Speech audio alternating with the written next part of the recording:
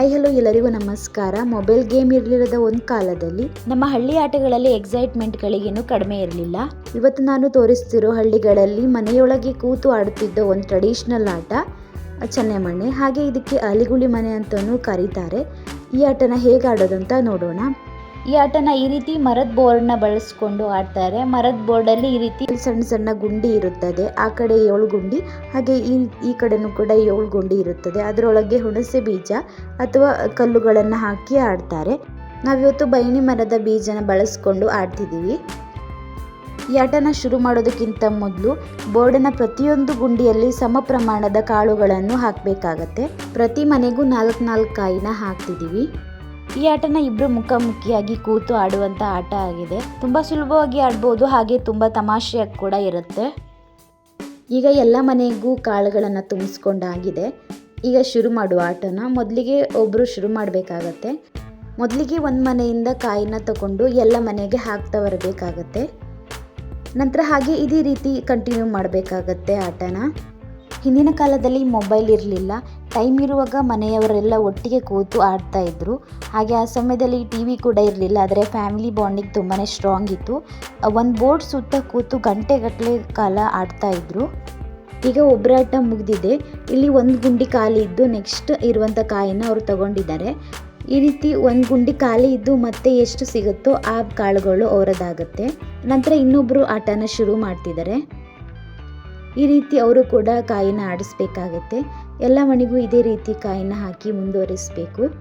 ಬೇಸಿಗೆಲ್ಲ ಆಗಿರೋದ್ರಿಂದ ಹೊರಗಡೆ ತುಂಬ ಬಿಸಿಲಿರೋದ್ರಿಂದ ಮನೆಯೊಳಗೆ ಕೂತು ಆಡೋದಕ್ಕೆ ತುಂಬಾ ಚೆನ್ನಾಗಿರುತ್ತೆ ಈ ಚನ್ನೆಮಣೆ ಆಟ. ಇಲ್ಲಿ ನೀವು ನೋಡ್ಬೋದು, ಒಬ್ಬರು ಆಟ ಆಡ್ತಿರ್ಬೇಕಾದ್ರೆ ಒಂದು ಮನೆಯಲ್ಲಿ 4 ಕಾಳು ಬಂದಿದೆ. ಈ ರೀತಿ 4 ಕಾಳು ಬಂದರೆ ಅದು ಅವರದ್ದಾಗುತ್ತೆ. ಯಾವ ಕಡೆ ಸೈಡಲ್ಲಿ 4 ಕಾಳು ಬಂದಿದೆಯೋ ಅವರನ್ನ ತಗೊಳ್ಬೋದು. ಇವತ್ತು ಈ ಆಟ ಕಡಿಮೆ ಆಗ್ತಾ ಬಂದಿದೆ. ಮೊಬೈಲ್ ಗೇಮ್ ಬಂದ ಮೇಲೆ ಈ ರೀತಿ ಟ್ರೆಡಿಷ್ನಲ್ ಗೇಮ್ ನಿಧಾನವಾಗಿ ಮರೆಯಾಗ್ತಾ ಇದೆ. ಆದರೆ ಕೆಲವೊಂದು ಮನೆಗಳಲ್ಲಿ ಈ ಮರದ ಬೋರ್ಡ್ ಇನ್ನೂ ಹಾಗೇ ಇದೆ. ಇವರು ಕಾಯಿನ ಹಾಕ್ತಿರ್ಬೇಕಾದ್ರೆ ಇವರಿಗೂ ಕೂಡ 4 ಕಾಯಿ ಸಿಕ್ಕಿದೆ.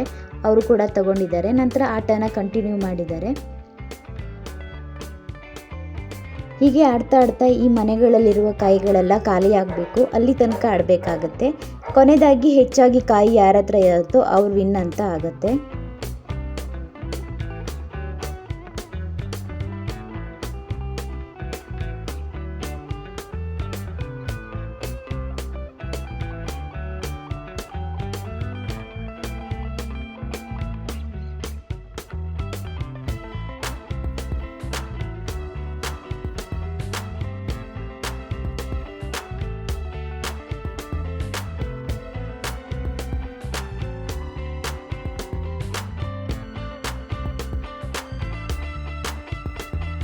ಒಂದು ಮನೆ ಖಾಲಿ ಇದ್ದು ನೆಕ್ಸ್ಟ್ ಏನು ಕಾಳು ಇರುತ್ತೋ ಅದು ಅವ್ರದ್ದಾಗುತ್ತೆ. ಆದರೆ ಈ ರೀತಿ 2 ಮನೆ ಅಥವಾ 3 ಮನೆ ಖಾಲಿ ಇದ್ದು ನೆಕ್ಸ್ಟ್ ಕಾಳುಗಳಿದ್ದರೆ ಅದು ಅವ್ರಿಗೆ ಸಿಗಲ್ಲ. ಆಗ ನೆಕ್ಸ್ಟ್ ಆಟನ ಮತ್ತೊಬ್ಬರಿಗೆ ಬಿಟ್ಕೊಡ್ಬೇಕಾಗತ್ತೆ.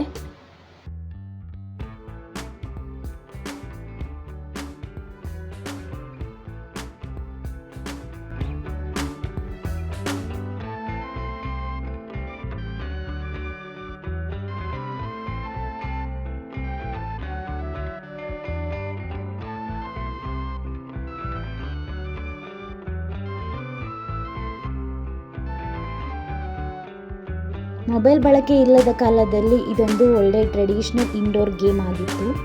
ಈಗ ಆಟನ ಕಂಪ್ಲೀಟ್ ಮಾಡಿದ್ದೀವಿ. ಎಲ್ಲ ಮನೆಗಳಲ್ಲಿರುವಂಥ ಕಾಯಿಗಳು ಖಾಲಿಯಾಗಿದೆ. ಅಲ್ಲಿ ತನಕ ಆಡಬೇಕಾಗತ್ತೆ. ಹಾಗೆ ಯಾವ ಕಡೆ ಜಾಸ್ತಿ ಕಾಯಿ ಬಂದಿದೆಯೋ ಆ ಕಡೆ ವಿನ್ ಆಗಿದೆ. ಈ ಕಡೆ ಜಾಸ್ತಿ ಕಾಯಿ ಬಂದಿರೋದ್ರಿಂದ ಈ ಕಡೆ ವಿನ್ ಆಗಿದೆ. ನೀವು ಈ ಆಟ ಆಡಿದ್ದೀರಾ? ನಿಮ್ಮ ಊರಲ್ಲಿ ಇದನ್ನು ಏನಂತ ಕರೀತಾರೆ ಅಂತ ಕಮೆಂಟ್ ಮಾಡಿ. ನಿಮ್ಗೆ ಈ ವಿಡಿಯೋ ಇಷ್ಟ ಆಗಿದ್ದರೆ ಪ್ಲೀಸ್ ಒಂದು ಲೈಕ್ ಮಾಡಿ, ಶೇರ್ ಮಾಡಿ, ಕಮೆಂಟ್ ಮಾಡಿ. ಹಾಗೆ ನಮ್ಮ ಚಾನಲನ್ನು ಇನ್ನೂ ಸಬ್ಸ್ಕ್ರೈಬ್ ಮಾಡ್ಕೊಂಡಿಲ್ಲ ಅಂತ ಹೇಳಿದರೆ ಪ್ಲೀಸ್ ನಮ್ಮ ಚಾನಲನ್ನು ಸಬ್ಸ್ಕ್ರೈಬ್ ಮಾಡಿಕೊಂಡು ನಮ್ಮ ಚಾನಲ್ಗೆ ಸಪೋರ್ಟ್ ಮಾಡಿ. Thank you.